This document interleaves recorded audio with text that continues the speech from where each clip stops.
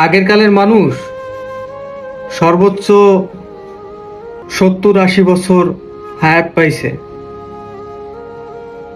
আমাদের বাপ চাচারা যারা আছেন তারা হয়তোবা 60-65 বছর হায়াত পাবেন। আর আমরা আমরা হয়তো 50 বছর এই রকমের পাইতেও পারি, নাও পাইতে পারি। সবই আল্লাহ জানে, ভালো জানে তিনি।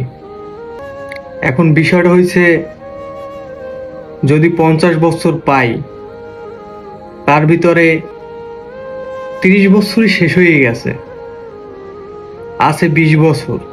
তাও যদি আল্লাহ চায় তাইলে হয়তো বা 20 বছর বাঁচতেও পারি। আর এমন আছে, না চাইলে তো কালকেও মৃত্যু হইতে পারে, এখনো মৃত্যু হইতে পারে। তো এত প্যারা নিয়ে কি লাভ? এই 30টা বছর তো অনেক প্যারা নিছেন, অনেক কিছু করছেন।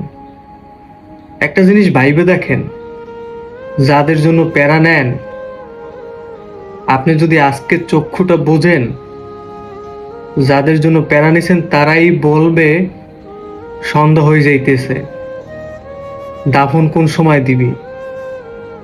তো রিল্যাক্স, আর প্যারা নেওয়ার দরকার নেই, যাওয়ার হবে।